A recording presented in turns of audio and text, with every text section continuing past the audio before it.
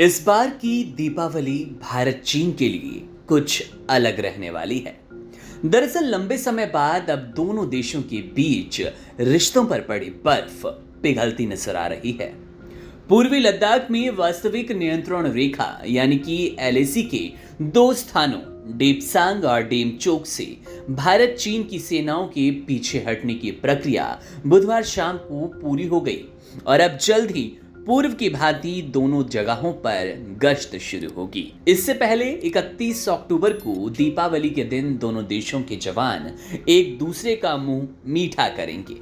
भारत चीन के बीच पिछले दिनों हुए समझौते के तहत महीने के आखिर तक सेनाओं के पीछे हटने का लक्ष्य रखा गया था।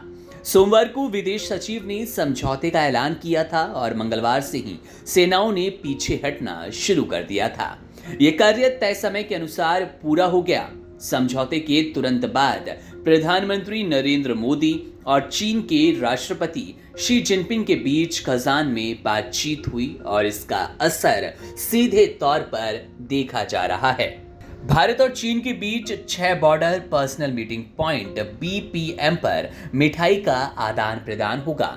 इनमें पूर्वी लद्दाख में चुशुल और डेमचोक, सिक्किम में नाथुला, अरुणाचल प्रदेश में बुमला, किबिथु और नॉर्दर्न लद्दाख का दौलत बेग ओल्डी यानी कि डीबीओ शामिल है। इसके साथ ही लोकल ब्रिगेड कमांडर स्तर की वार्ता जारी होगी और साथ ही पेट्रोलिंग रूट भी तय हुआ। ग्राउंड कमांडर गश्त के तौर तरीकों पर चर्चा का नेतृत्व करेंगे। दोनों पक्ष वर्तमान में सैनिकों की वापसी की प्रक्रिया की पुष्टि कर रहे हैं। ग्राउंड कमांडर ब्रिगेडियर और उससे नीचे की रैंक के अधिकारी होते हैं और इस पूरे प्रयास की वे देख रेख करते हैं।